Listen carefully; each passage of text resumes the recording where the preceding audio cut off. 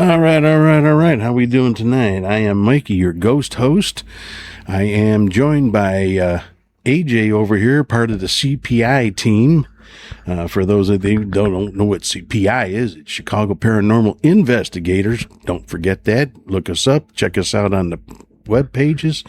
We're out there at cpi.com, something to that effect.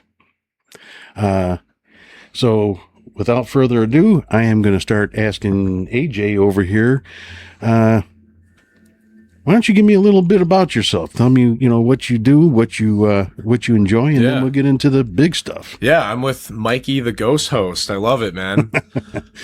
So my day-to-day job is commercial cinematography and video production.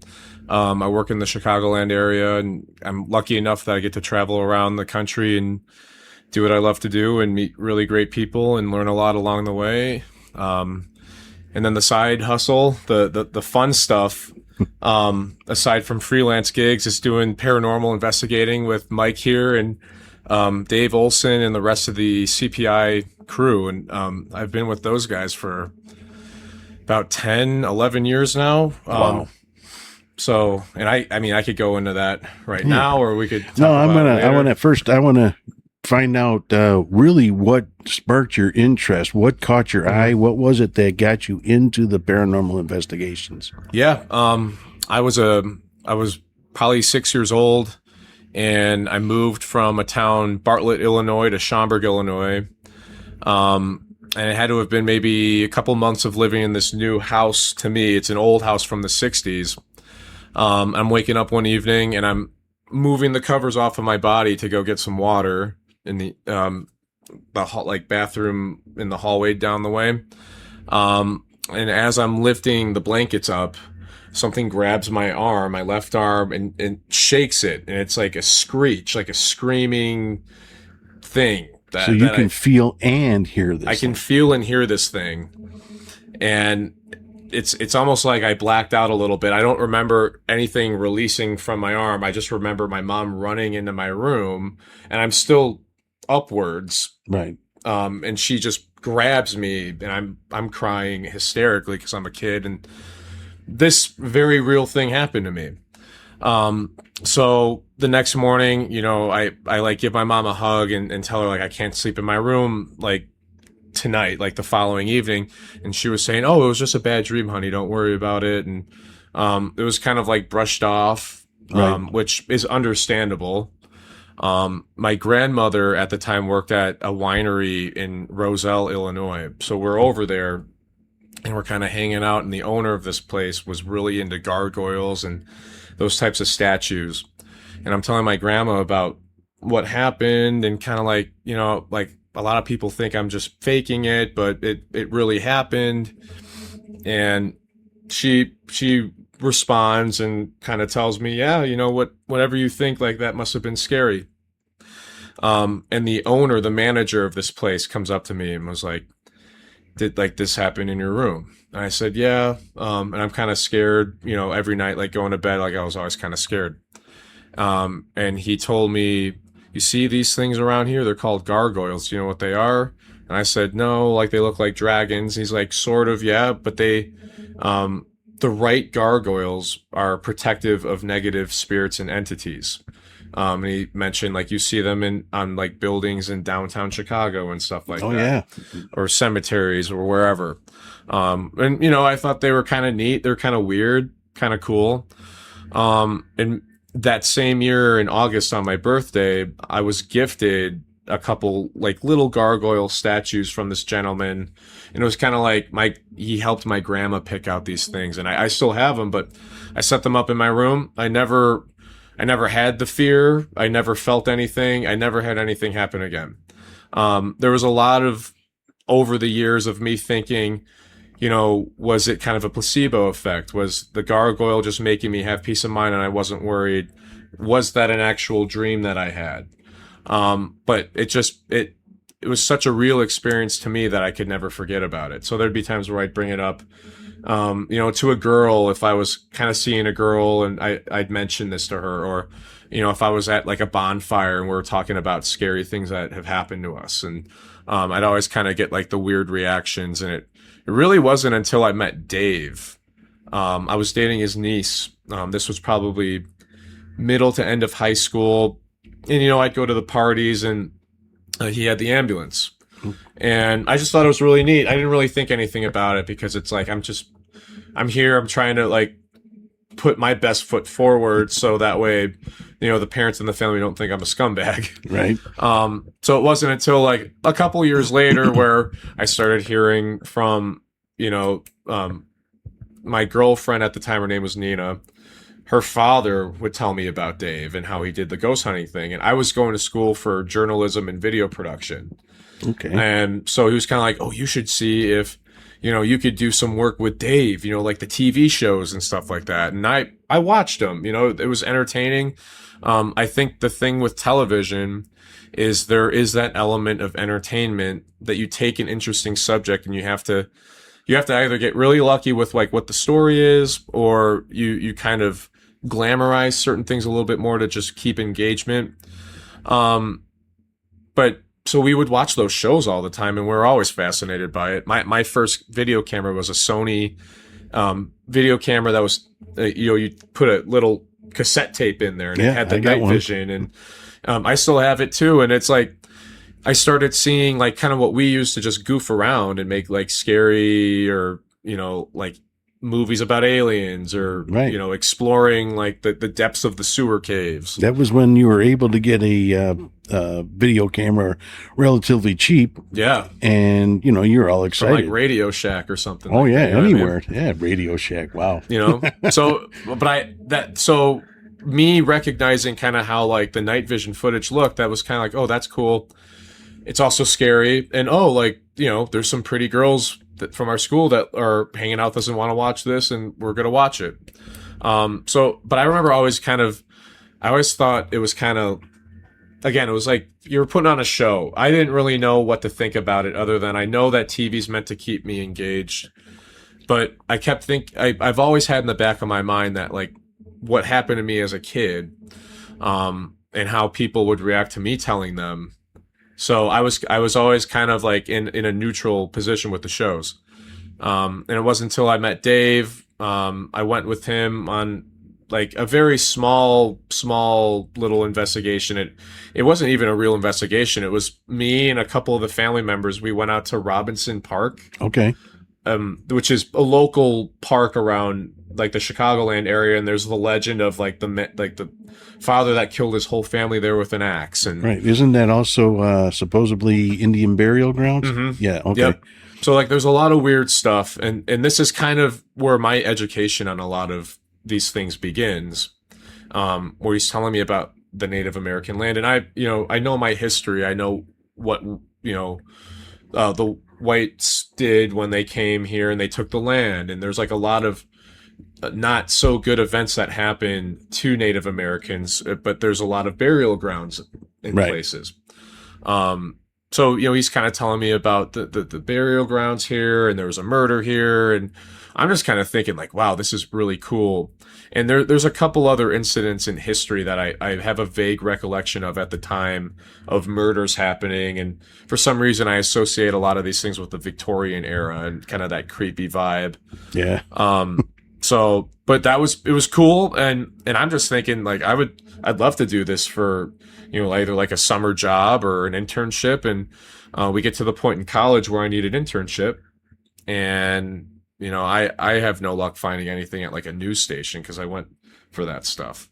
And Dave was like, well, what if you just did some like camera work for me, and, I'll sign the form or whatever. And I said, sure. And that's how I got started with it. And it was just kind of a continuation after that. And by the time my senior year rolls around, I'm in a capstone class for journalism, and we each have to pitch a story idea.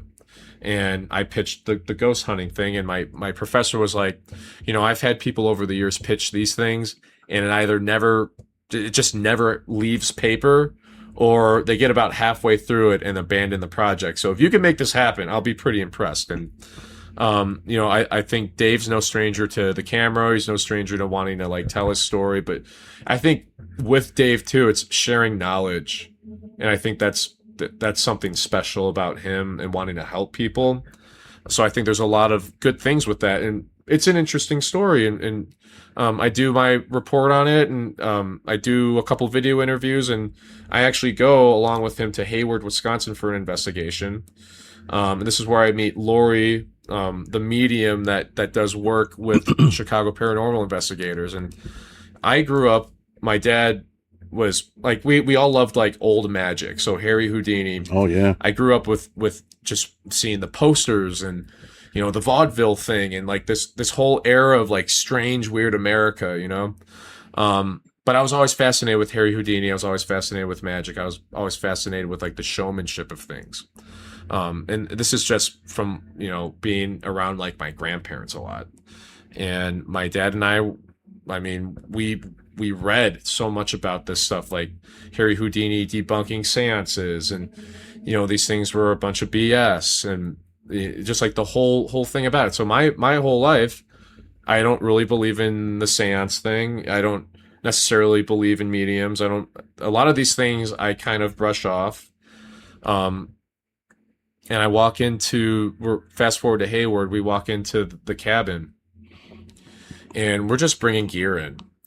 And Lori's on the phone with Dave, and they're talking about the layout of the space and what rooms are what and what happened where and blah blah blah. So we're just kind of unpacking some stuff. We hang out. It is cold. This is like mid-November, end of November, way up in Hayward, Wisconsin. That's like pretty up north, pretty cold. And Lori ends up arriving. We're still kind of setting up some cameras. We're running some cables. We're bringing more stuff in. And I walk in with my camera bag because I have my own gear to do some of the filming for just my project. Right. And she just looks at me and she's like, "You're not here alone." And I'm thinking like, "Oh, well, I'm with the team." No, I'm not alone. She's like, "Did you have a friend pass away in the past couple years to suicide?" And I stopped because I did. And the first thing I'm thinking is, well, I'm 21 years old. The likelihood of me having a friend that committed suicide in that amount of time is, there's a good chance of that probably being real, right? So I'm thinking, yeah. And she starts talking about like how he did it. And I'm like, okay. And she goes a little more into detail on like how much older he was than I was, and how he was like he was the older brother of one of my really good friends, but he became everyone's big brother in that friend group. And she started just talking about all these things, and she started talking about how, he's still here with you, and he knows that just because he moved away doesn't mean that you stopped caring about him and his brother, and all these like little details nobody else would know. No one else would know. And I have not even introduced myself to this woman, and she's giving me a reading, and it's emotional, right? And I start crying. I'm trying to hold it in though, because I'm around people I'm not really comfortable doing that in front of. And then Matt Perry, one of the other gentlemen on CPI with us, he's a Chicago fireman, and he's just watching all this happen. And he's the skeptic. Like, he was the skeptic of the group. So when I did the interview with Dave, I got his story. I interviewed Matt. I got some more of how he approaches things, being a skeptic. And he's just watching this whole reading go down. And obviously, like, when she's done, like, things kind of settle. He asks if I'm okay. And I'm like, yeah. He's like, is that all true? I'm like, it's all true, man. So that was kind of an interesting moment where my mindset on some of that stuff changed that night. Yeah. Well, my daughter. Yeah. And, she's a sensitive. I don't know if you've heard any stories about her, but basically how why Ryan feels so strong about her abilities, same story. Yeah. He had a friend that, committed suicide, a Marine, that he was close with. And my daughter says, he's right there. He wants to talk to you, so they went out to a, more private location, and, she told him everything that this guy wanted to say. And I'm laughing because now the guy won't leave. Yeah. He's constantly, he comes to Kaylin. He doesn't go to Ryan. He comes to Kaylin because he knows she can communicate to Ryan. Right. And one funny story about my daughter's ability was my father-in-law passed away a few years ago. And when he did so, a lot of things, things get messed up, lost. You don't know where something's at because, my father-in-law was a Chicago policeman and he put everything away, And my mother-in-law, my mother-in-law was blaming him. Now, this is the funny part. She was blaming him for selling her high school ring. Now, my father-in-law would have never had any reason in the world to sell that ring. Okay. None. No inkling, he was one of those Italians that had the roll in his pocket and how much do you need over here, ready to hand it out. So anyway, she couldn't find this ring. She's swearing up and down to my daughter, or to my wife and my daughter and, her other kids that your father sold this ring on me and why would he do that and everything else. And my daughter's over in the corner smirking because her grandfather is telling her, I never did that. I never did that. He goes, I know where the ring is at. And, my daughter's just kind of smirking and everything else. He goes, don't you say anything to her. And my daughter's like, okay, whatever. Well, this goes on for a week. It's nonstop. That's all she's ranting about is this ring. So my daughter pleaded with her grandfather and said, please tell me where this is at so I can clear this up and get this over with. Right. So my wife and my daughter end up going to the house, and my wife tells my mother-in-law, listen, Kaylin's going to tell you where the ring is. My mother-in-law was like, how would she know? She's never been in the room, this, that, and the other. Yeah. There's no possible way. It's not here. It's sold. She said, Ma, listen to what Kaylin tells you. So Kaylin says, okay, let's go to the bedroom. So they all walk into the bedroom. Now, there's 4 people there. So tells my mother-in-law, go over to the credenza, open the top 2 doors, go in the 3rd drawer, bottom right-hand corner, in a box, on the top is the ring. I mean, boom. Dude. Not even, no question. Dude, that's crazy. My mother-in-law never said another thing. Yeah, that was it. The last word she ever said. Yep. And there was no way that my daughter would have known that was in there. One is a locked credenza, and 2, my kids weren't allowed in the bedrooms because my father-in-law had guns. Right. It's a safety thing. Yeah. So, he just didn't allow them in the rooms. And there's a lot of other stories, but we're here to talk to you, not me. Yeah, no, but it's nice. It's good conversation. It's connecting. Banter back That's and what forth. It's about, man. But one of my other questions pertaining to your first experience. Yeah. So you said you felt and heard, and then after you got your gargoyles and your whatever, you never felt or heard it again. Did you have any other experiences outside of that in that house? Every now and then, and it's hard to tell because I'd sleep with my door closed. But okay. We would hear footsteps in the hall sometimes, and it was just kind of like, is that mom? Or if they're both asleep, maybe it's not. And one night, I went out to look because I'm like, there's no way. Like everyone's asleep. Like why is my mom walking down the hall and like what what the fuck is she doing? And I like open the door. I like creep over a wall, and like it's like one of those. It's an old house to where I knew it so well that in my room I knew where the squeak parts of the floor were. Okay. So I knew where to stand, like to step, so I wouldn't wake anyone up. I wouldn't make any noise. So I sneak over to the door. Like it happens. I mean, I'm awake. I hear it. I'm like, I'm fucking going. And I go and I just creak the door open a little bit. It's dark. There is no one in the hallway. I'm like, okay.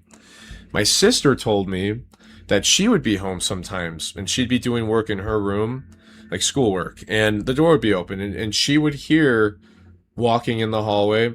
And she even told me one time she heard my guitar strum by itself in my room, which is interesting to me because I never felt anything in my room, at least nothing negative. Right. That was doing anything after the gargoyles. And I had those in there till I moved out of that house.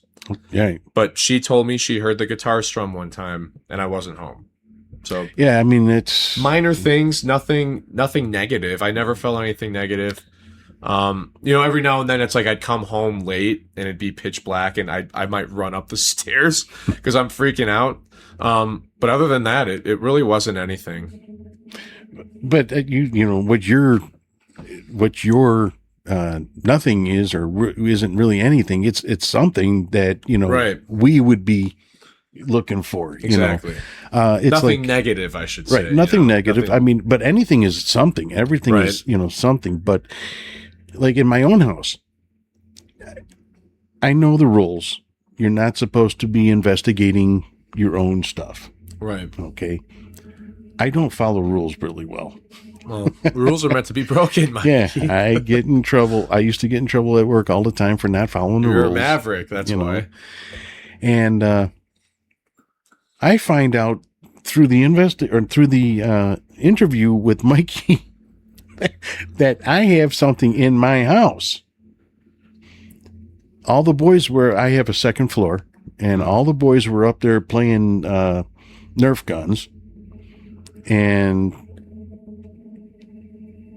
the hallways, it's a decent sized hallway. It goes across the whole thing, the whole house, width of the house. And some of the kids were in one bedroom, the other kids were in the other bedroom, and they're shooting each other across the hallway.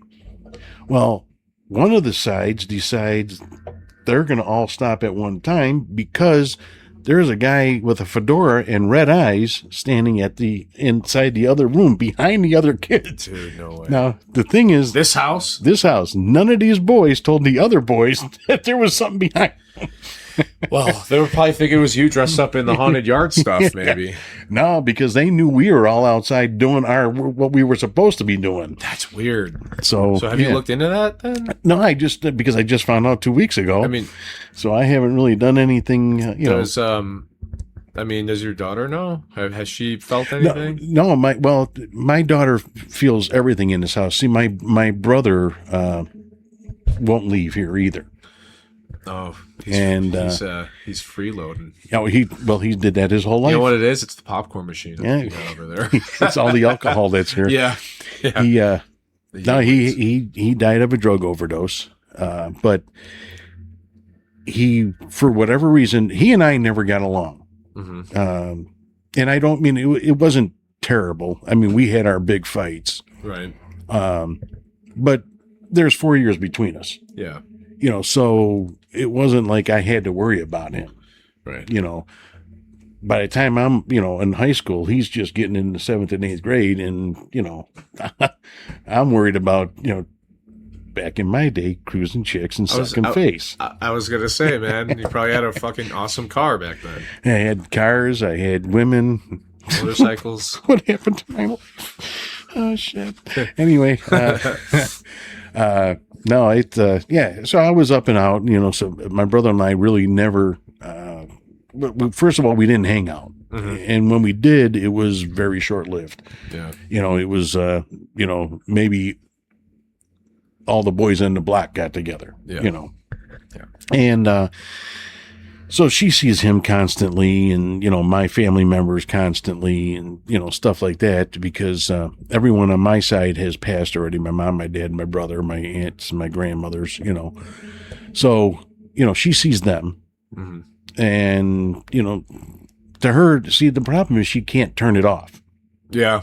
She doesn't know how to turn it off. Yeah. And it's not that she can't, she just doesn't know how to. Right. So she's constantly, fighting with it, she's actually, the other problem is Ryan's family won't leave her alone. Yeah. Because they probably hopped on his shoulders and came over one day and was like, "Hey, you see us? Right. We've been waiting for this, Basically, that's what happens. Yeah. Anytime he's around, well, I don't know if you were there when I asked him or told him that he had to leave. Oh, the crystal shop, bit, yeah. Mm-hmm. For a short time in order for her to get a reading. Yeah. Because the Irish family is. She was kind of feeling something though. Yeah, she wasn't feeling good at all. She was not, and it wasn't. She wasn't ill outside of the place. It's probably just overwhelming. Well, she said that once that threshold in the crystal shop in the 2 rooms, she couldn't cross that threshold anymore. Mm-hmm. It was getting too much on her. So there was something there that was, and she couldn't identify it. It to her, it wasn't a shadow person per se, but it wouldn't show his face or its face. Yeah. And, she gets the feeling, and again, she's young, she's 23 years old. So she's just been dealing with this for a short time. Yeah. And she never brought it up earlier because like everyone else, they're going to think I'm friggin' nuts. Well, yeah. And then you think you are, right. And that's like, it's one of those things that you end up living with for a bit until you either experience something again or you run into someone that might have a similar situation, and then you talk about it, and then you almost have to go relive it again to like determine, But what happens with her, what happened with her is because of my father-in-law, we didn't look at her strangely.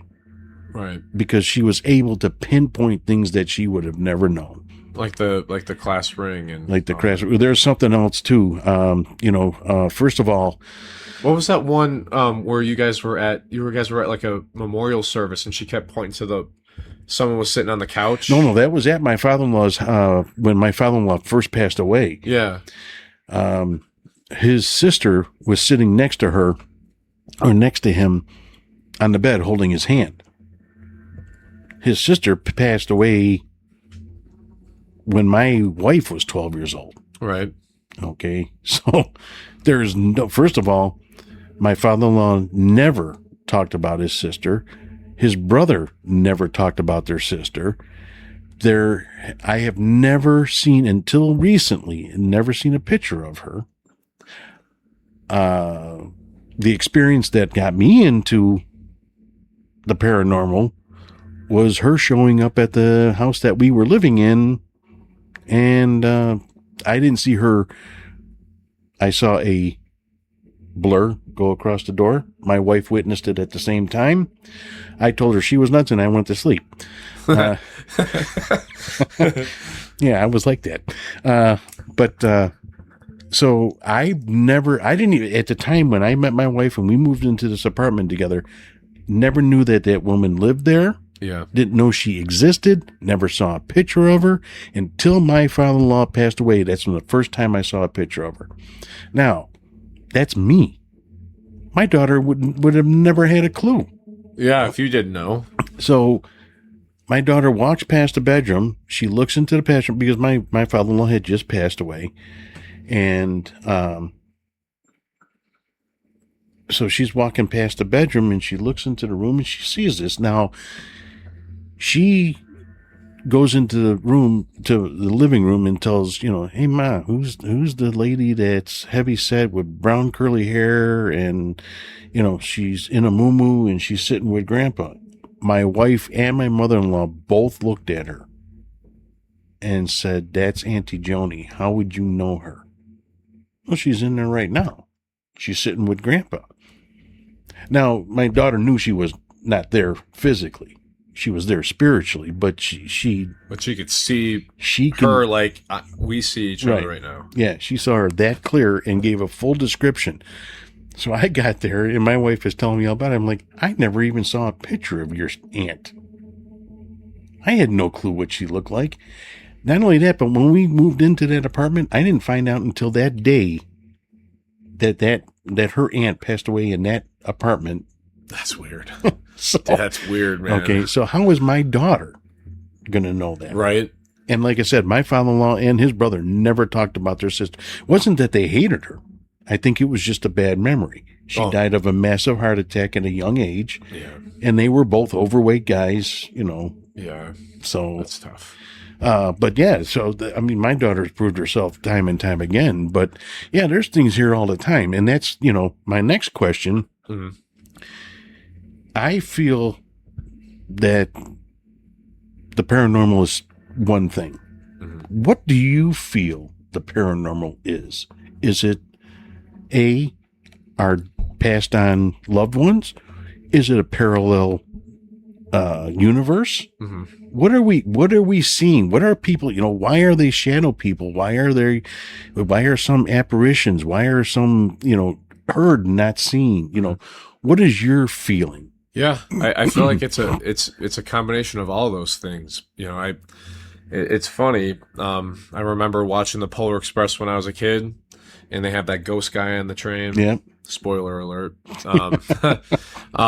is a ghost. But I remember one of the characters during that movie says some of the most real things in life are the things that we can't see. And I remember that sticking with me because it's like, you know, we talk about religion. I don't physically see God, but like, you know, you feel that he's there. Right. Or the way that you treat people is him working through you. Right.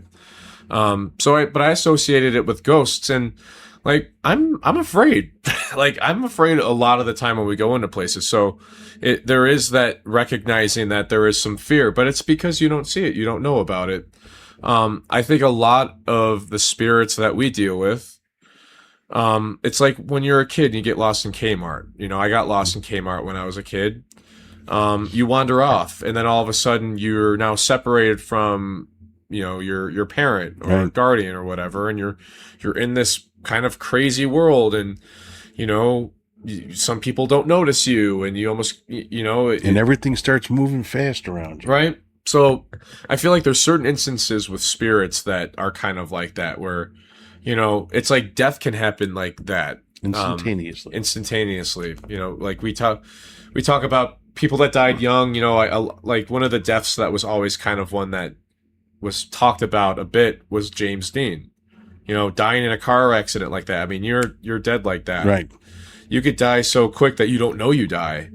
And then all of a sudden you're like, why isn't anybody looking at me? Yep. Why aren't these people, why are they moving my stuff out of my room? You know, like see ghosts. They sold my car. Like they did all like these normal things where you just don't know. It's like Bruce Willis in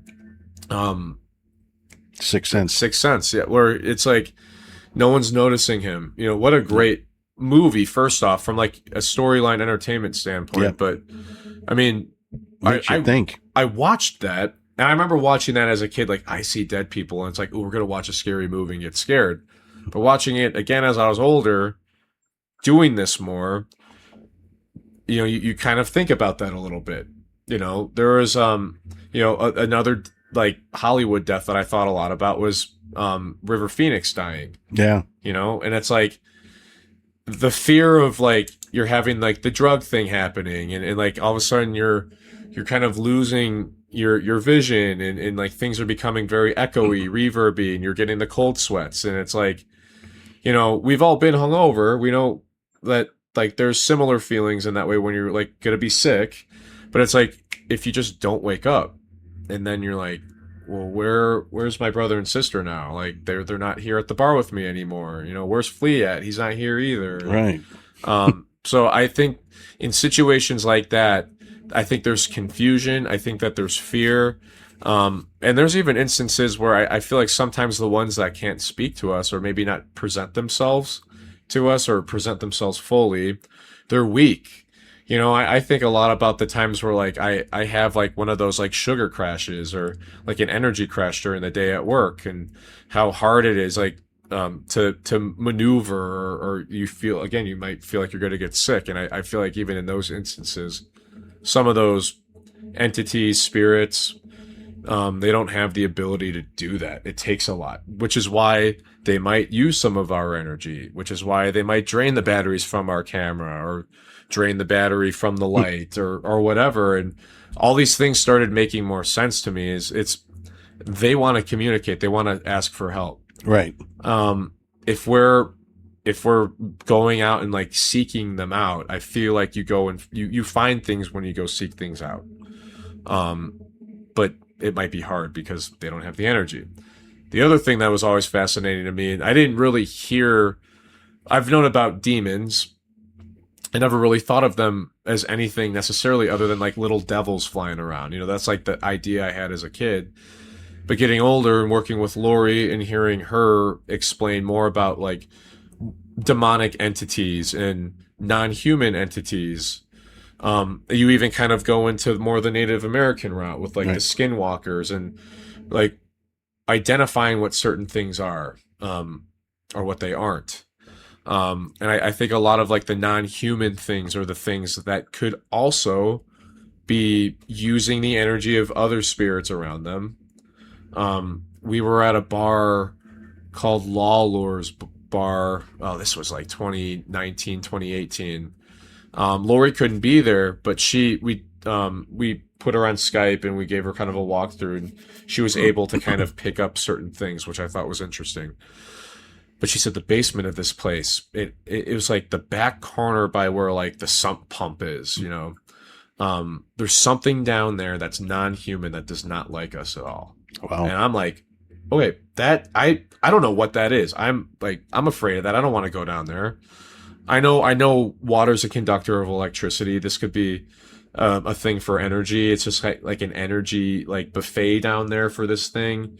And then think about the ghosts that are around that might be either residual or intelligent, and they're taking energy from that type of stuff. And we go down there. It's me and Matt, and it's like I'm always very mindful of when I go into places like that because I have asthma.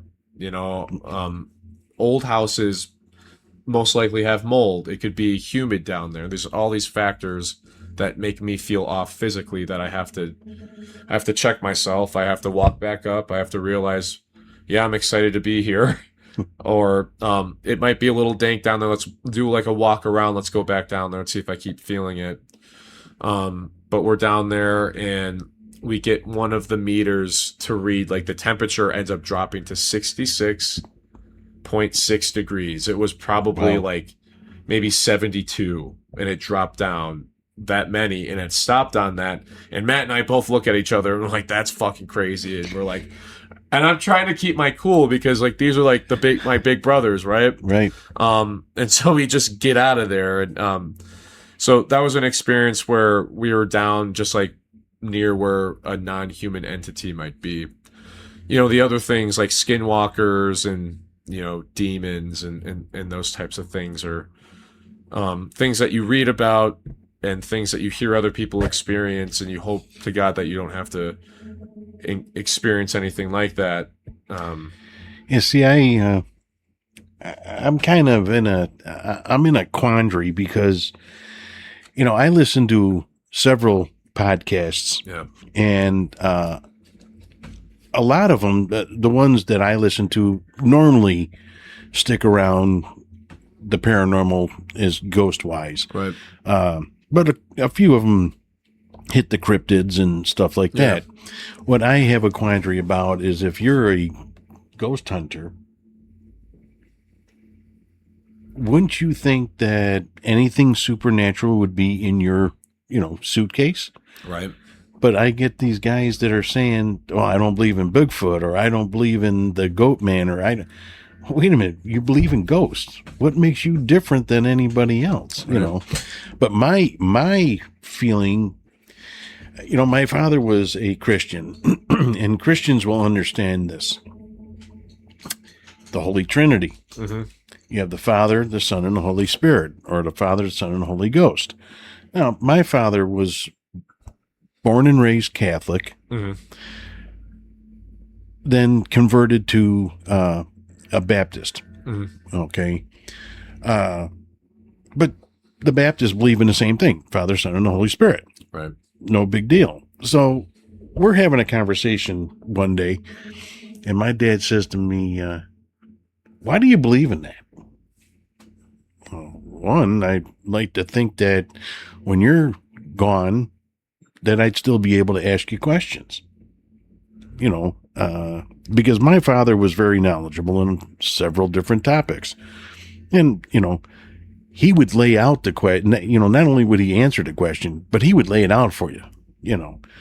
So you didn't go away dumb. You went away knowing what the hell he's talking about and having an idea what you asked him, I think. But anyway, I said, you know, I would love to know that, you know, you might not be here physically, but spiritually you're there, and I can say, hey, Dad, hey, how do I cut this piece of wood? And somehow you'll get me the answer. If I'm having a problem, if I'm having a problem cutting something at a certain angle, and I ask you, and all of a sudden I know how to do that, how did I know how to do that? He goes, oh, no, you just had to think about it. Okay, all right, you might have got me there. And I said one thing to him after that. I said, who do you pray to? He said, God, the Lord. I do. I said, but who? Well, he said, the Father, the Son, and the Holy Spirit. I said, amen. I said, what about the spirit part? Right. And my father, he would not come to me and ask me questions unless it, you know, like when I was a sheriff, he would ask me law questions. But he would never come and ask me questions normally. You know, he would investigate. He loved to do his own investigations for all his own answers. But all of a sudden, he just looked at me with the eyes of, wow, okay, that was simple. Right. You know, he never once thought of it that way. He always looked at it like, you know, once you're dead, you're gone and you're waiting. See, the Christians teach you that when you die, you wait for Jesus to come for the second coming. But what are you doing in that time? Right. Does it mean that you can't float around and, you know, go to different places? Does it mean that you're okay because you're in the ground? All I'm going to be doing is looking at worms my whole time? Right. And that's like, I don't know. These are things that I've never quite grasped that totally, you know, because I know when you die, there's that place. It's almost like I always thought of it as like I'm going to the bus stop, and I'm waiting to get picked up. Right. You know, like we're all sitting there, or like we're at the train station, you know, like Union Station. Like that was always my mindset of, you know, we're waiting now. You know, we're waiting. You know, there's some time left here, and I don't know how like time translates over into that type of stuff. I don't know though. I have a friend who, one of my best friends got married almost 2 years ago now, but he was dating this woman for several years prior to the wedding. Okay. And she lost both, her mother and father due to some health stuff, which is very tough to deal with. I feel like a lot of times in those moments of sadness and fears, we turn to prayer. You know, we pray to God, but I think there's also that element of we almost pray to like the ones we lost. You know, and I'm a big believer in you never lose those who you love. I mean, you carry them in your heart, right? We remember them. But I think there's something beyond that too. You know, when my great grandmother passed away in 2016, you know, everyone was talking about, oh, you know, like when she dies, you'll see a butterfly and all this stuff. And I'm like, okay, sure. Like, again, like I'm not one to stomp on somebody else's good idea of like where things are, well, like whatever makes them feel better. Right. But it was nothing that I really thought about in that way. You know, until I got back to school. You know, we did the ceremony where we spread the ashes around, and you know, I'm going back to school, and I just turned 21, so I could go to bars now. And I'm out one night. This is at Drake in Des Moines, Iowa. I'm walking back from one of the bars, and I just moved to an apartment complex. So I'm not on campus. I'm walking through campus, taking the sidewalk through to Greek Street. I lived in an apartment out there. And on the way, it's probably 2, 3 in the morning. I'm walking, and I'm just looking at the buildings, and I'm feeling buzzed. And, you know, it's September. And I just stomp on something. I hear a crunch. And I'm like, oh, it must be a leaf. And I like look down. There's no leaves on the ground, but there's a $10 bill. So like the one thing that my great grandmother would always do to the great grandkids is we'd be at dinner and she'd go like this and she'd sneak you a 20. Okay. That was what she did all the time. She did it to all the great grandkids. Did you complain and say you're a little short here? Nope. I was cool with it. I never expected it. I'm like, all right, $20. $20 is $20. No, I mean, when you found only 10. Oh, well, so I looked down and, I'm thinking someone's fucking with me, right? Like someone's pranking me. They're either doing like the poop dollar thing or it's on like the fishing line and they're going to pull the Right. bill. So I'm like kind of looking around. So I pick it up. Like, okay, we're going to keep walking home. That's, you know, that'll buy me lunch tomorrow. Walking again. I look on the ground. There's a 5. I look up maybe 3 feet. There's another 5. Okay, there's your $20. $20. So I think sometimes in life there's coincidences, and then sometimes I think they're more than that. Yeah. And you can't explain them. And I think any type of experience is a personal thing to the individual. And I mean, there's times where I can't wrap my head around certain things, you know, and it's like, just because I can't say yes doesn't mean I'm going to say no either. Right. You know what I mean? I feel like we have to look at, there's an element of logic to things, but then there's also, you know, there's so much in the universe, in the world that I don't understand. Oh, so who am I to just say no based on me knowing half of, Right. you know, logic? You know what I mean? So I always keep an open mind with that. And I'm always open to the idea of some of those things, and there's a lot that I don't know about. There's a lot that I'm learning through this. And shoot, there's things that maybe I noticed, maybe I experienced things before that I never really understood or noticed because I just didn't know like what to pinpoint certain things. Well, yeah, like, I mean, it's like if you're in an old farmhouse and you hear a floor creaking, that could be the floor creaking, right? Or it could be someone walking down the hallway. Exactly. Or it could be somebody that's not there walking down the hallway. If I hear boots and no one's there, I'm out of there. You see, now that's know where what I you mean? and I differ. I don't have your conventional fear. Things don't surprise me. Mm-hmm. Things don't.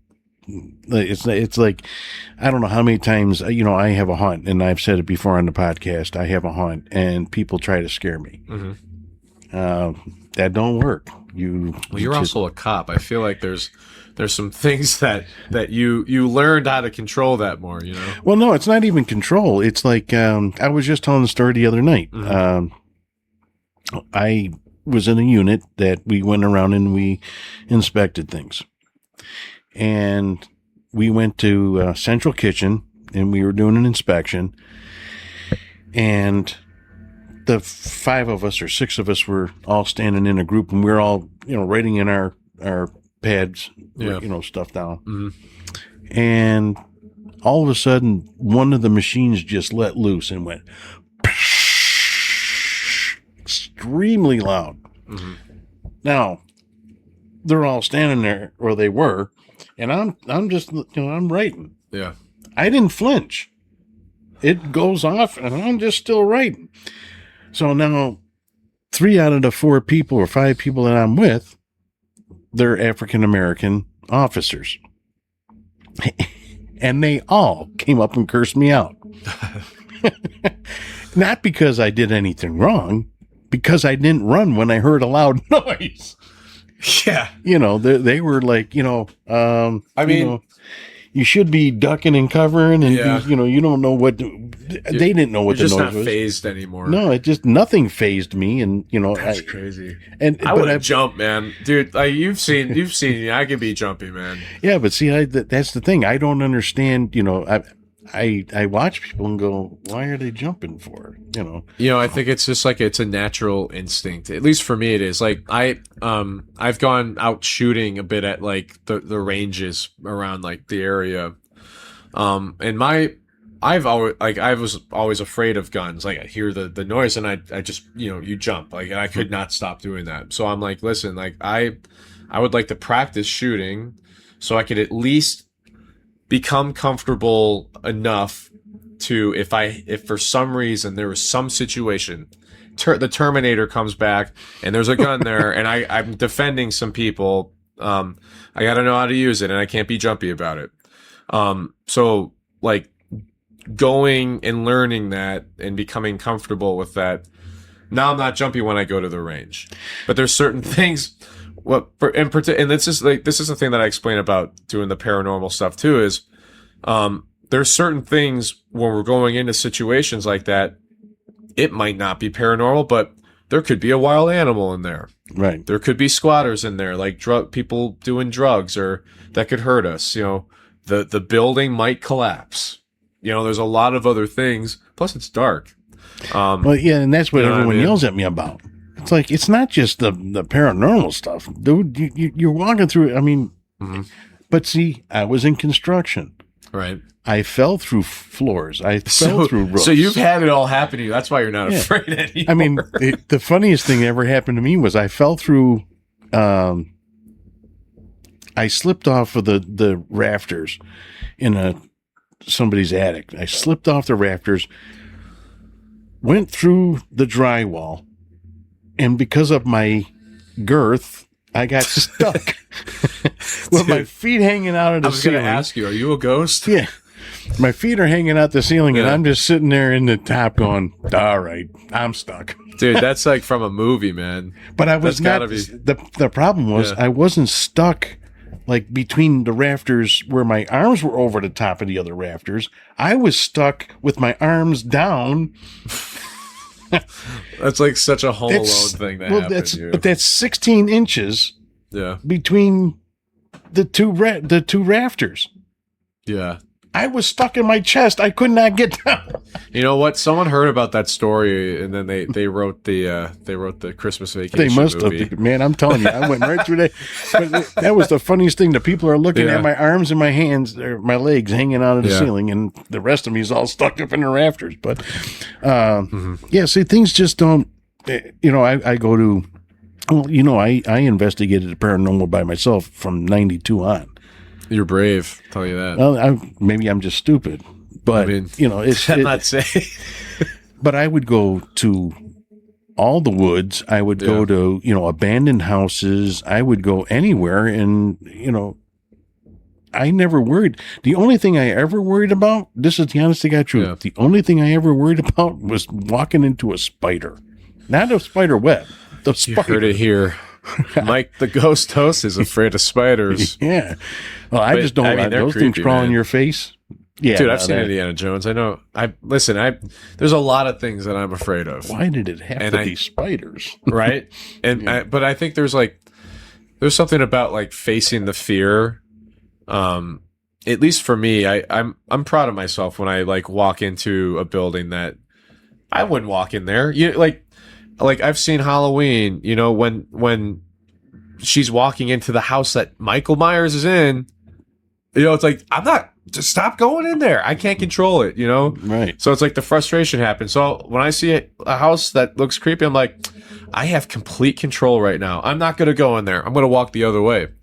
So I think there is something about like conquering that fear. But I mean, I wouldn't say there's like a stupidity thing to anything. I feel like some people have, and this is, I guess I have a question for you. Sometimes somebody's motive is what helps them get through the fear or not even worry about certain things. And I guess my question for you, and I'm happy to give my answer when you give yours, is, when you go investigating, like what are you searching for? Like for yourself? Like, are you searching for some answer that you've been carrying a question with you all your life, or are you just wanting to find some general truth to things? Or Yeah, when I do the investigation, see, I believe that this exists. yeah, So you don't have to try to convince me. right, But what I'm trying to do is a few things. One, if you call me up and say, hey, I think I got something here and it's kind of frightening, I want to put you at ease. I want to be able to say, hey, you know what? I've recorded this. yeah, I don't believe there's anything, mischievous about this. Or, you know what? I looked at it and it's your pipes banging because, someone didn't put a standpipe in right or something, right, right, or the floor is creaking because, it's expansion and contraction, stuff like that. right, But my main goal is to satisfy someone else's curiosity, but I want to get that evidence. I heard a team out there saying there is no evidence until you can prove it. Well, that's not the truth. right. Police don't collect things and go, well, this might be evidence.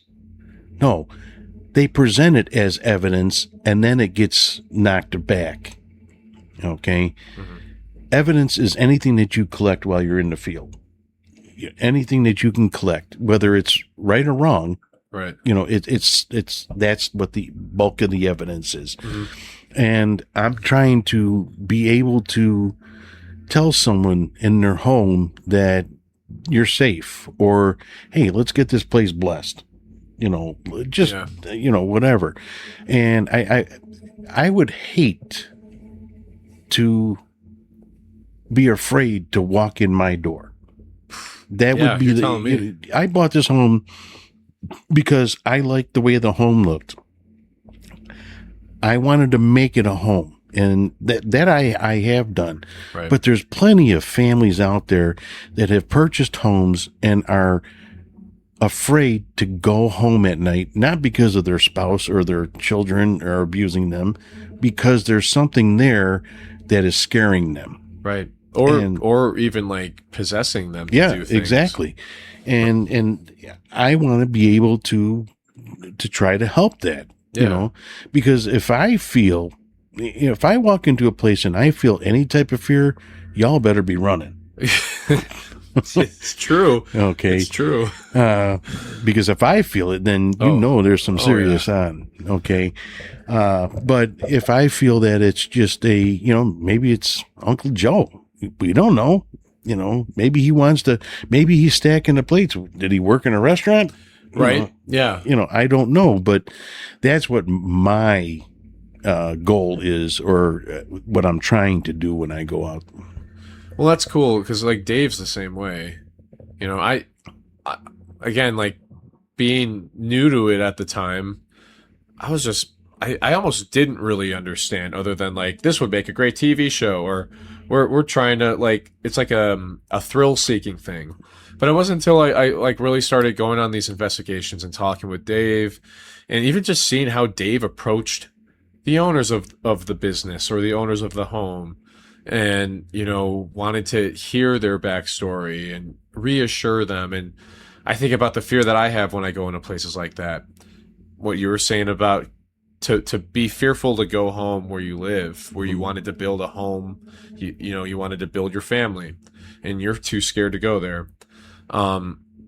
That's a feeling that I can't even fathom, and I don't ever want to experience that. But then you become empathetic towards those folks, and you want to help. And I think that's for me too, to be able to like help someone either wrap their head around what's happening, to get a message, to find some little piece of evidence that gives them a sign or gives them hope of something.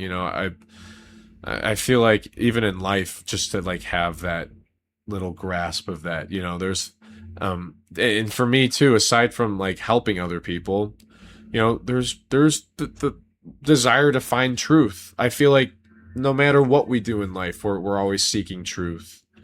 Yeah, and what the other thing that what happens though is the movies skews people's thoughts. And that's why these programs that are out there doing the real thing, Right. That kind of helps push it towards, okay, people want to help. Right. But the movies, they kick it right back into the, the scary part, which is fine. I mean, people love to be scared. Just ask me, I'll tell you. Right. I mean, I've got a haunt, and that's all they come for, is to get scared. Right. But yeah, I don't want to see, a child walking into a home, being afraid to go into the home because something is, pulling the sheets off of that child, or, grabbing their arm. Yeah, grabbing their arm and shaking. I mean, I don't know back then. I didn't even experience fear back then, but I don't know what would that have changed me back then.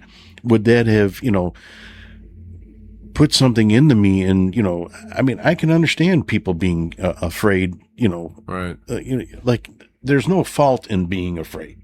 There's no fault whatsoever. I just happen to be a little slow. That's what it is. Yes. That's what it is. I Embrace it. pinpointed Embrace it, Mikey. Yes. I love my slowness. But yeah, there's more people that are fearful of things, which is good. Yeah. Because it opens your eyes. Right. Like fortunately for myself, because I am trained in it, but I can tell the difference between a firework and a gunshot. My stupid ass will run into a gunshot and run away from fireworks because fireworks will burn me. Yeah, right. Okay. The bullet could miss you. Yeah, I can go sideways, Right. Neo. But yeah, that's it's this subject is so,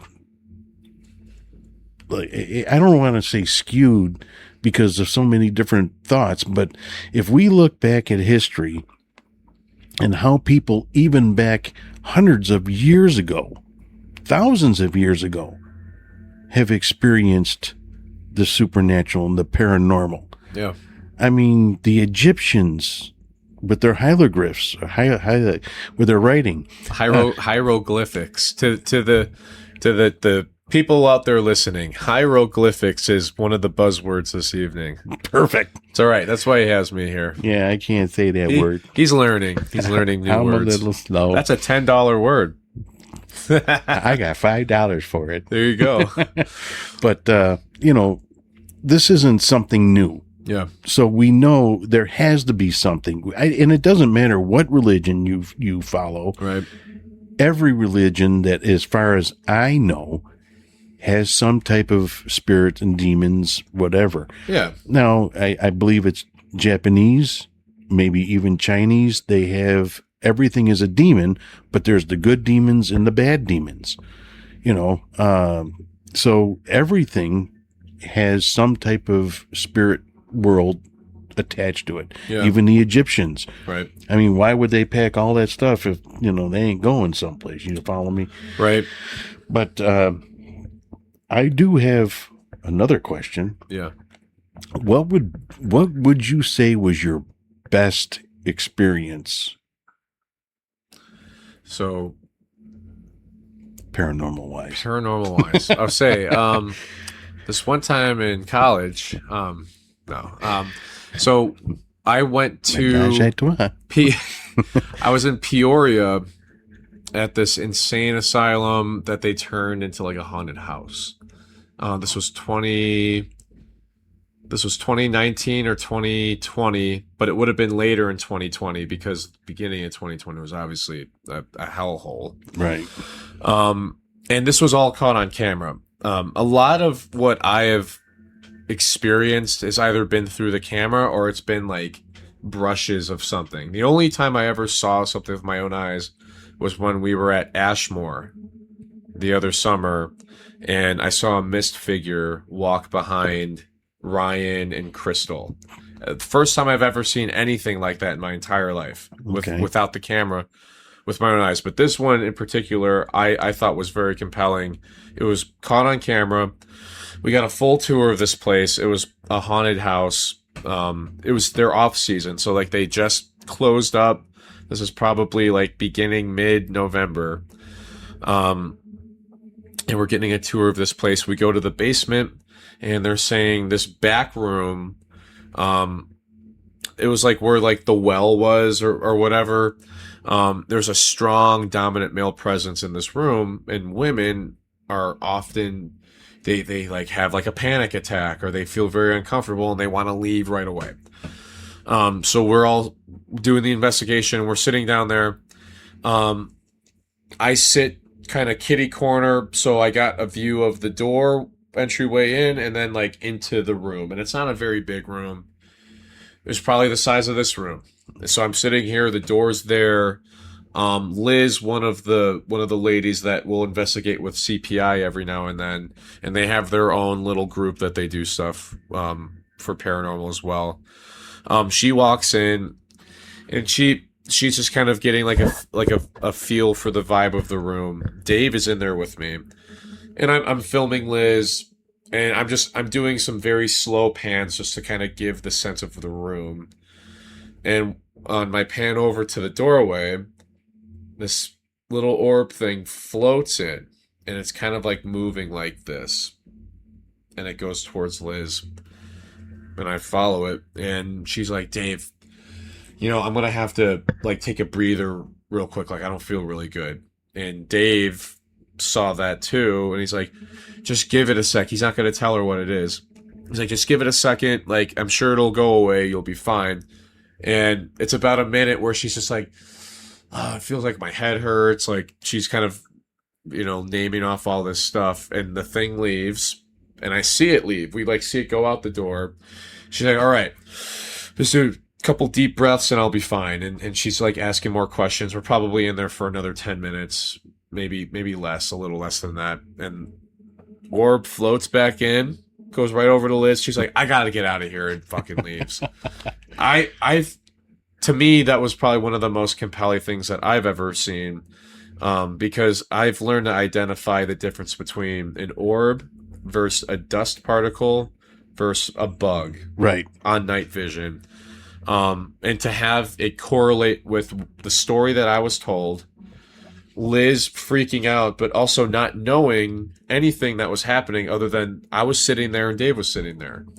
So it's like she had to have felt something come up on her, right, or like jump her or whatever it did, but we saw it happen. So like those moments like that to me are great because you have tangible evidence, whether it be like physical, whether it be like video, and then having it correlate with an action that happened. So when you saw that, you said orb, which Right. a lot of investigators debunk that. They say that orbs are terrible forms of evidence, but I'm going to say I can show you a couple videos on my phone alone of my sister-in-law's place that you can tell this is not a dust or a bug or what spider walking across the lens. But with you now, see, I've only been doing this since last October with you guys. Yeah. Okay. My very first investigation with you guys, I ended up with more evidence than I've had in the years I've been doing it. Yeah. Okay. On my own equipment, not Dave's equipment, on my own equipment. And one thing that I am still kicking myself in the ass for, dude, I was so pissed because I had my camera in my hand, and you had your camera, and Tim had his camera. Yep. But Tim was walking out of the room with Ryan at the time, and they were going to go past, or they went past the tripwire. Okay.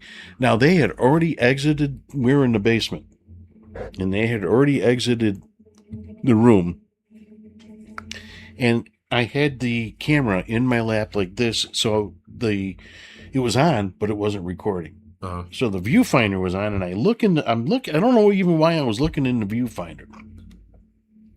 But this orb went across the viewfinder, from left to right, which is in the same direction that those two just went in, which is in the same direction as that tripwire, and the tripwire went from left to right.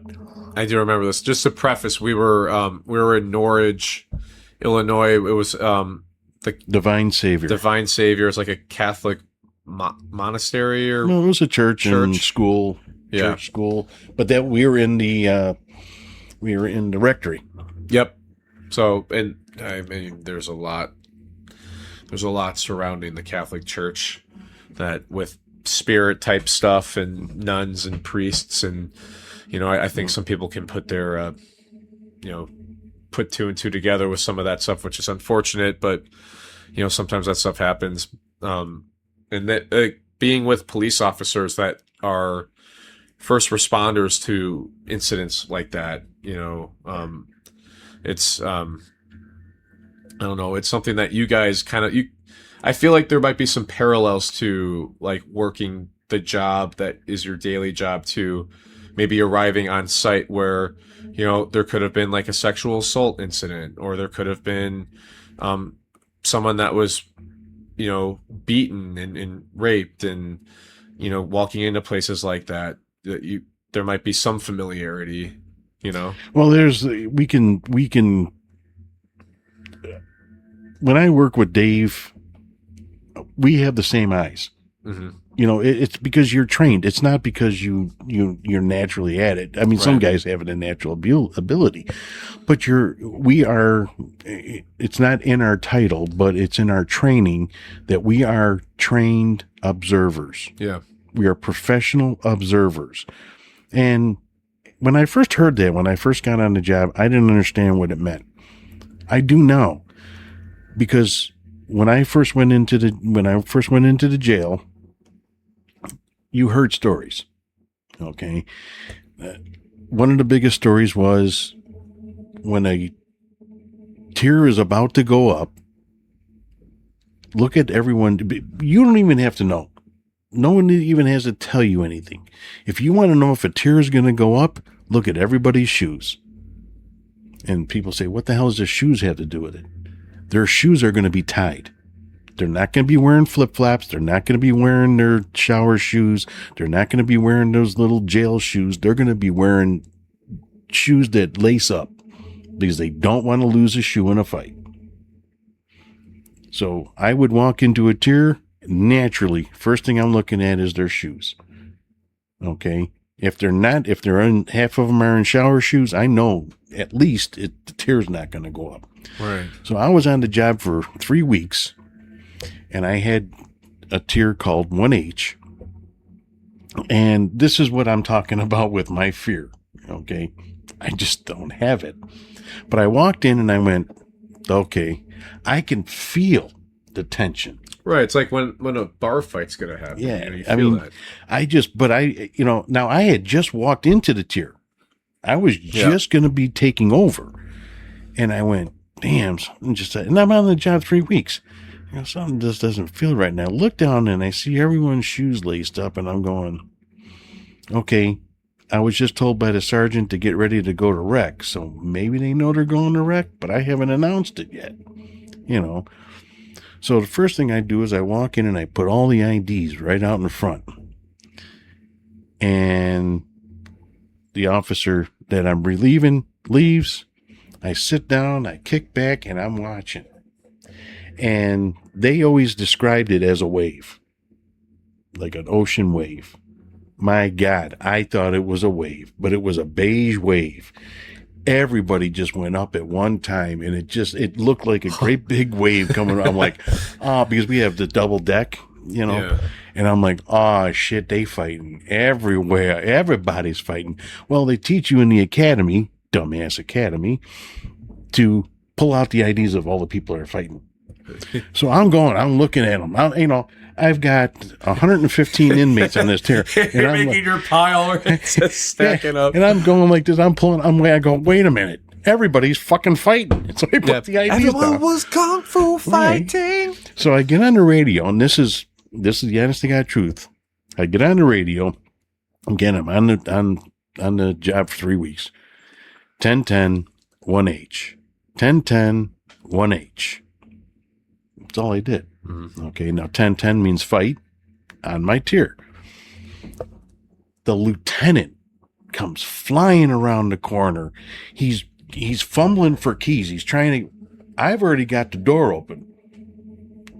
You got to let the army in, right? Right. So I got the first door open. The interlock door isn't open, but the first one's open, so I can get the officers to that second door. He comes and he's fumbling for the keys. He looks up and he slides. That's how fast he was running. He's like, "Are you all right?" "Yeah, got everything ready." Now the rest of the brigade hasn't got there yet. Okay, he's like, "Are you sure you're okay?" "Yeah, Lou, I'm out here in the hallway." Yeah, right. They're in there fighting. Yeah. He's like, "The way you came off on the radio was just like a veteran, not shook up, not none." He goes, "Rookies don't do that shit." I go, "Hey, how you doing?" Yeah, right. My name's Mikey. I like to do this thing. I'm a little slow. So I go, "Would you like me to get scared?" Yeah. So, you learn to observe things. So applying that into the paranormal is easy. Right. It comes naturally for us. But Dave also being sensitive, sensitive. He gets that sixth sight, which, it's crazy. I wish I had. I mean, me too. I mean, there's times where like I'll feel when there's something present. Yeah. I might hear something, sometimes there's, and it's the only way I could describe it. It's like your intuition tells you, go in that room. Don't go in that room. Right. Or, and like I've talked with Lori about certain things. Like there's things that I think I've seen where it's like might be through the reflection of a mirror, which is, something that they say is like, it's not good when you see certain things like that. But there's times where I have like a gut feeling about something where I'm like, this is off, this isn't good. But Dave, on the other hand, is like, I mean, he'll walk in a room. He's like, "Oh man, like I feel something in here," and I'm just right. like, I must be an idiot, right. I'm maybe it's the temperature change. I don't feel it, but yeah, when we went, and unfortunately you missed that trip. That was a nice one to Indiana, but he was feeling stuff all over the place, and then he gets grabbed and everything else. Well, that's the first place or the first time I ever got touched. Okay. He got touched. I'm touched. So, the Lord loved me. But yeah, and Ryan says, I jumped. I didn't jump because of fear. I jumped because I wanted to see.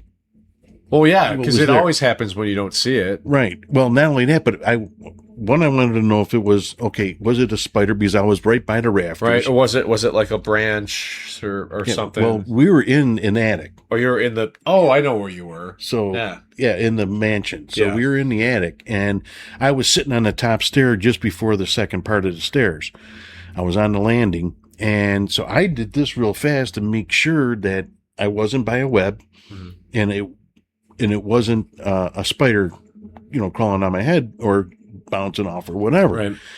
But what I felt was two fingers touching the back of my head. Yeah. So when you make that like physical matter, like when you make that connection of what it is, because I've had that happen. We were at the Brumder Mansion in Milwaukee, and I felt in my side. Now, sometimes you have like you feel like a body tremor, right? Right. No, I mean, this was like pressure, and that's probably what you felt, It was exactly like, it felt, I'll tell you right now, because my children used to do it all the time. Yeah. Daddy's got no hair. Where'd it go?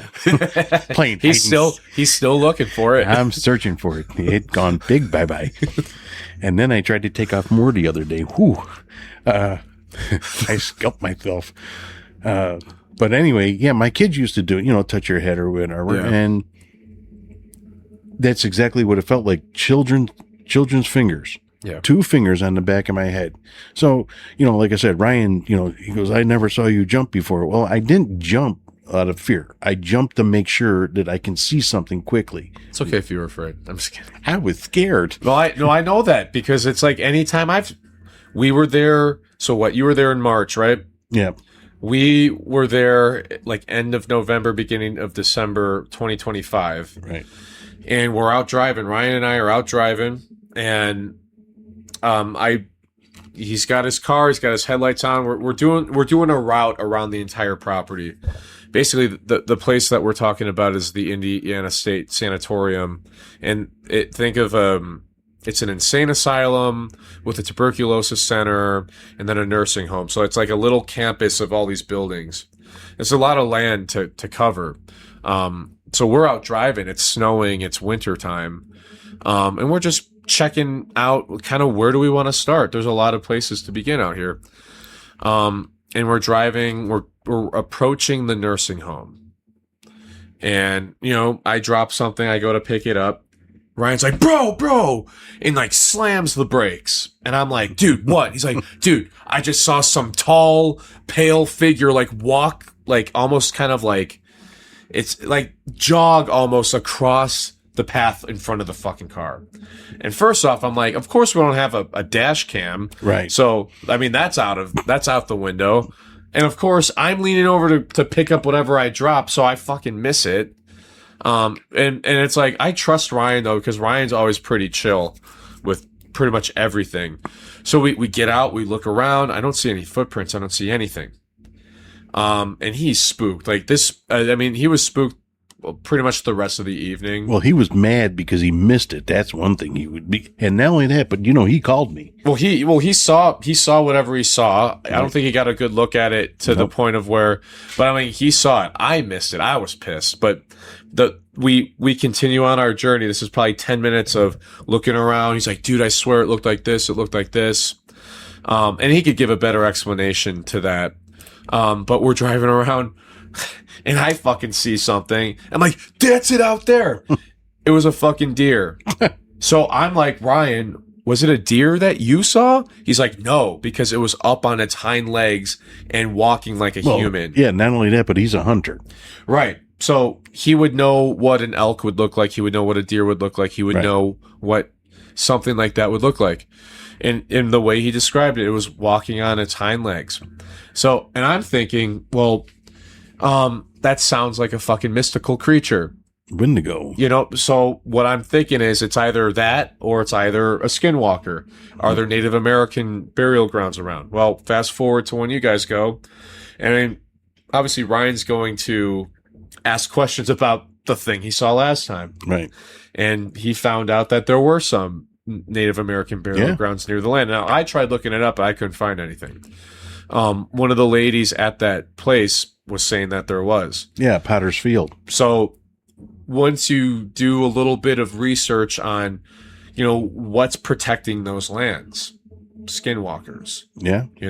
Certain things like that. Now, again, these are legends. These are things that it's tough for a lot of people to like accept these things as fact or like even entertain the idea of it. But given the situation, it's like that you start piecing things together like that.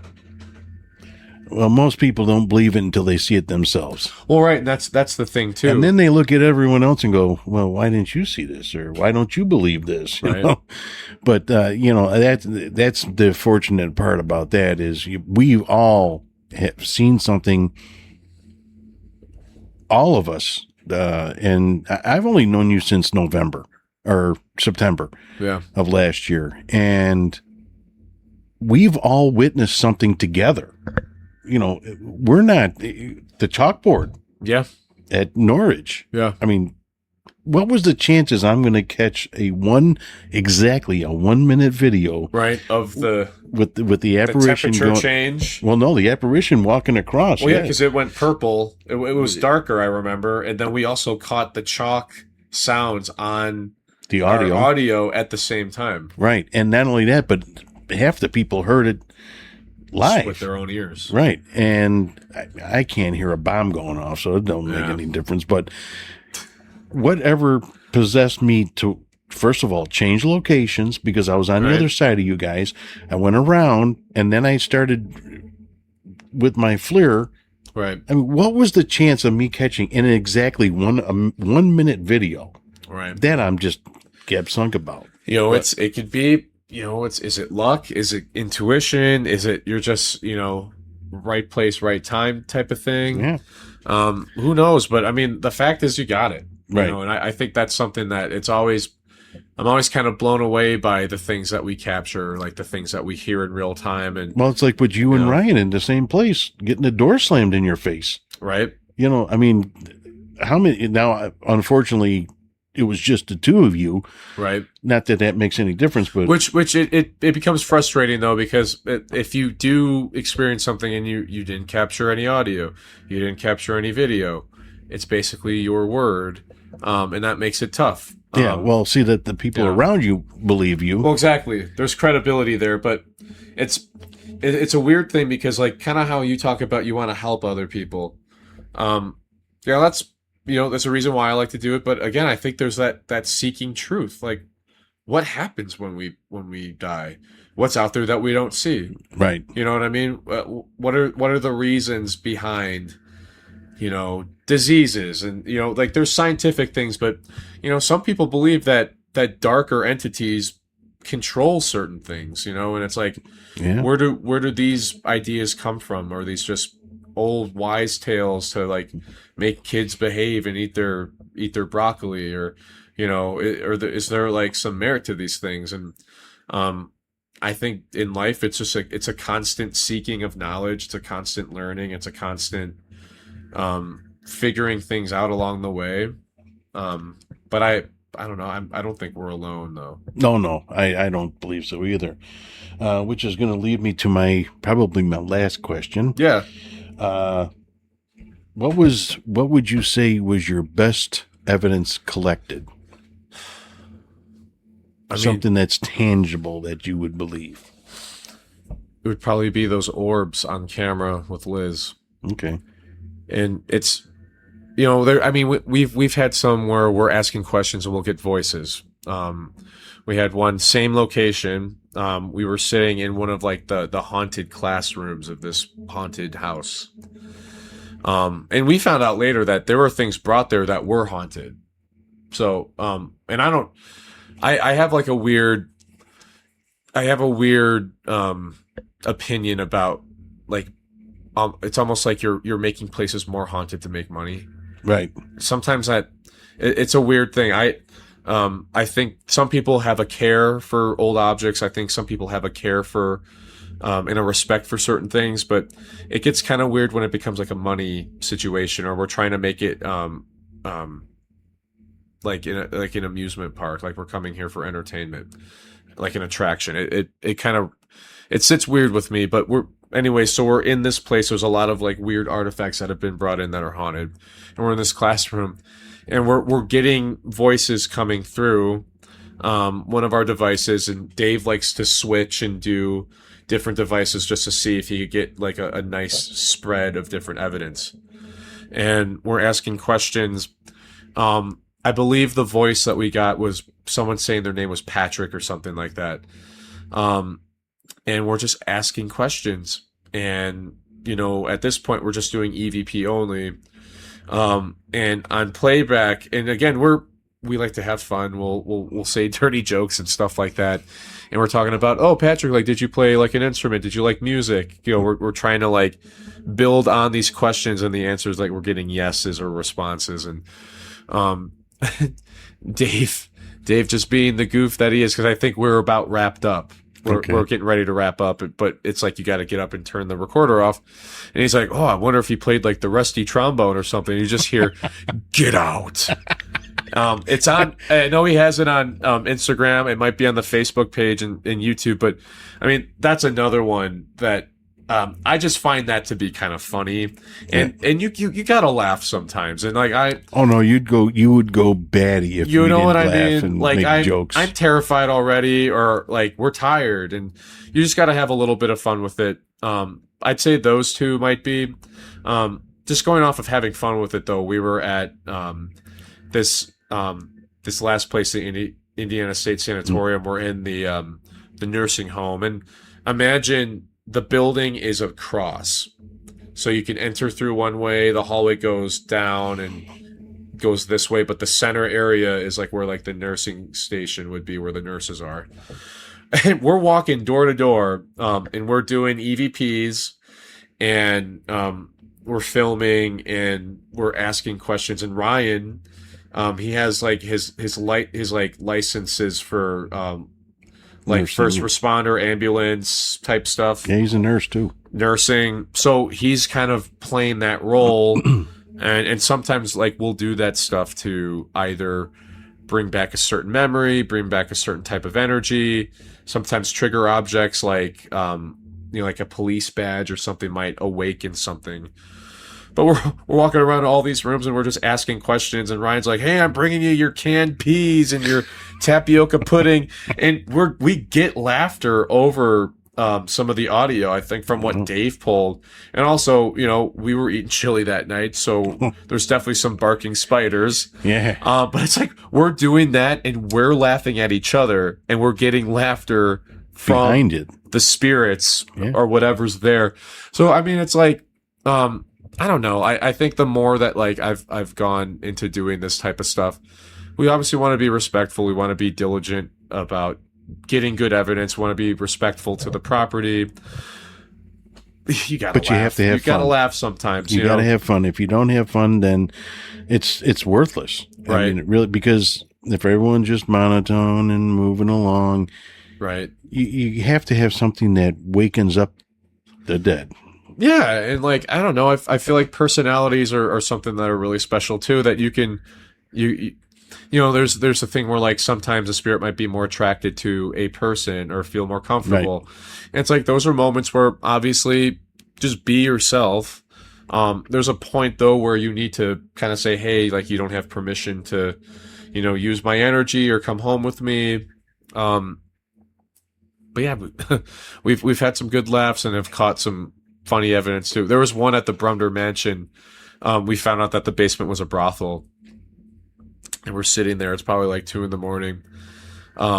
And one of the guys captures. I'll. Can I swear in here? Yeah, well, yeah. We've already been doing it. All right. So one of the guys captures, "I'll jerk you off," because Dave's like, "Let's put money down. I want to pay for a good time." It's like you're doing like these like role playing things, and we get a voice that just comes through. Like I think someone threw a 50 down or something, and they're like, the voice goes, "I'll jerk you off." So again, it's like this is like we get a real voice. This is historically this was a brothel down here. Right. So things are adding up.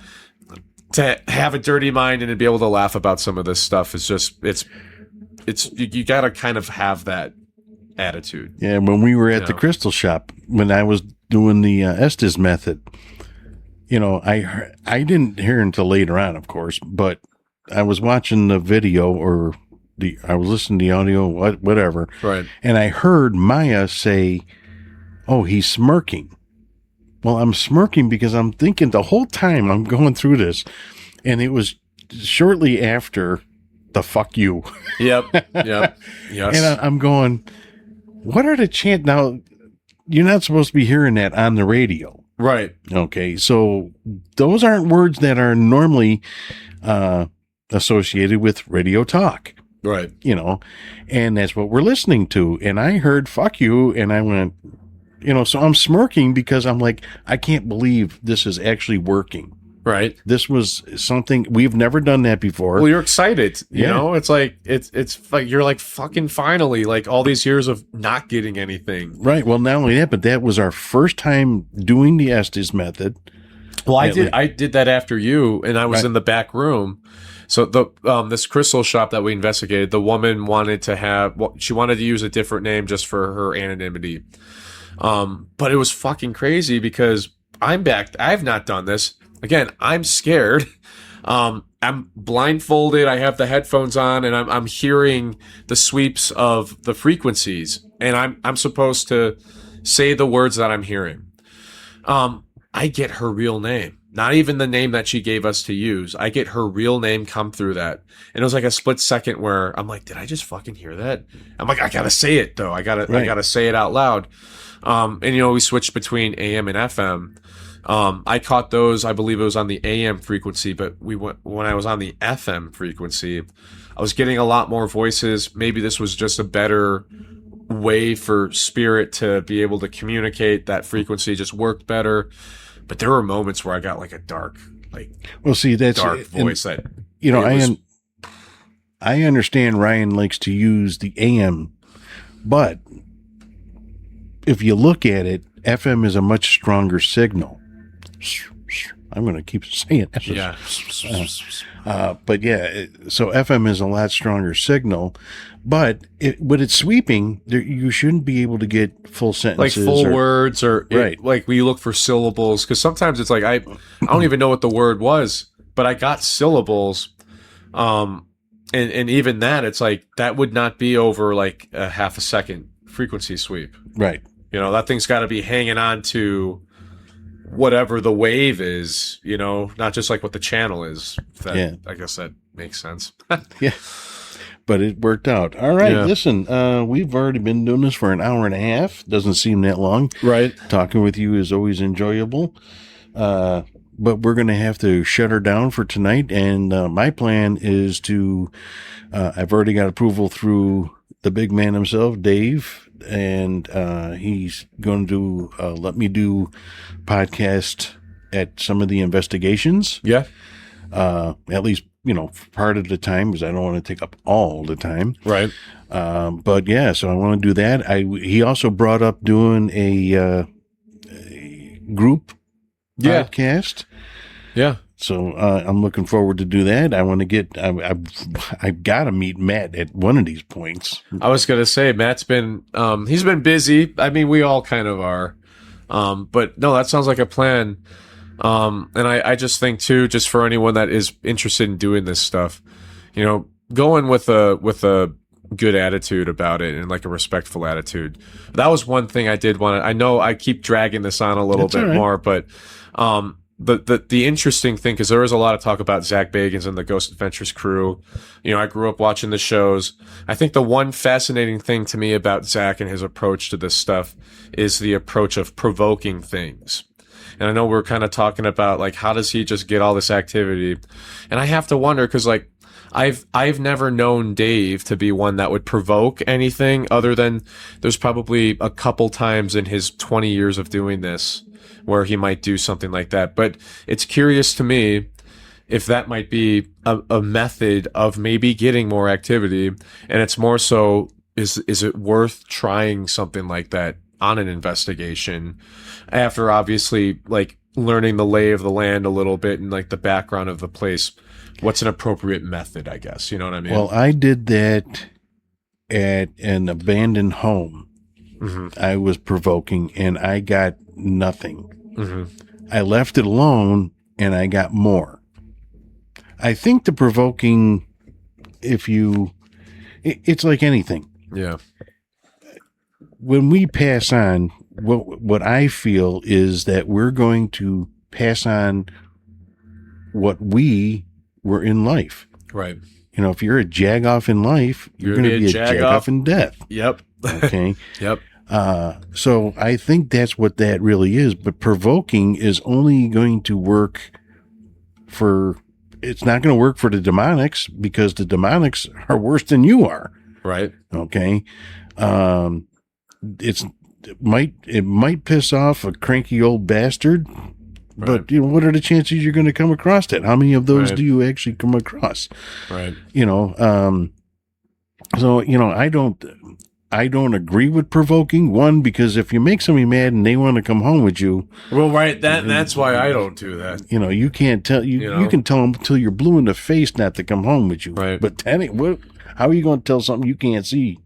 Right. But then again, though, maybe it's, you got to be just that much more mad to be like, I don't care. Like, I'm gonna do it. Get you. Well, that's like when Tim would be like, just put me in the basement, AJ. Just put me down there with a ghost, and I'll sit there all night if I have to. I'm like, and you don't believe in them, and he's like, well, someone's got to do it, right? I'm like, so it's curious, and I'm always fascinated with people's approaches, or even like where they go. You know what I mean? And I know that's been something too that I've been wanting to see if Dave would be interested in, like maybe venturing out of the Midwest area a little bit. And like, you know, a lot of those mining towns, a lot of those towns out there that there was like a lot of death and bad stuff because it's like people are going out for the gold rush. And, you know, they're getting drunk and they're starting bar fights and they're robbing people. And, you know, there's just a lot of like death, you know? Well, one of the problems that I have, I don't care about traveling anywhere. Yeah. Well, yeah, I do some places. Oh, yeah. But we live in the Midwest. Right. And you have to understand, this is probably the best place outside of having to live in Chicago. If you want to experience something, you're going to experience it in the Midwest. Oh, yeah. One, because it was the bridge. Mm-hmm. I mean, it's literally from east to west. It's the bridge. Mm-hmm. Either direction, everyone stops here. Right. You know, it's a halfway point. Mm-hmm. And, you know, a lot of, we have all the seasons, well, at least two, mine and yours. And, you know, you're going to experience whatever was in the West, you're going to experience it in the Midwest. Whatever was in the East, you're going to experience it in the Midwest. Yeah. Because they came here. And it doesn't matter if you're in North Chicago, South Illinois. I mean, people just use this path and look at Route 66. It starts here. Right. You know, so would I like to go to a ghost town? Yeah. So I'm just going to get some old farmer talking to me. Where here I can experience everybody. I can experience old farmers. I can experience mobsters. I can experience, dancers, whatever, you know. Yeah. He likes the dancers, I guess. The dancers. Here come the dancers. Right. It's curious though. You know what I mean? Yeah. Well, the thing is, in my opinion, there is no place on this earth that hasn't been touched by humans at some point. They say, oh, well, you know, people can't go there. Well, they could have in Patagonia or Patagonia? Yeah. Like the earlier, like indigenous tribes and stuff like that. Like before we started putting like the picket fences up and like you can't cross over this railing to go down and check out that little, you know, that little sanctuary down there. You know, or, you know, like it was out of reach at one time. Yeah, well, this world, this earth keeps changing on a constant basis. So, yeah, you might not have been able to walk there at one time or now, but you were able to walk there at one point. You know, so with the world evolving, I don't think there's any inch of this land that hasn't been touched by human soul. So I think, and not only that, but hey, when I'm dead and gone, I am going to go investigating. Yeah.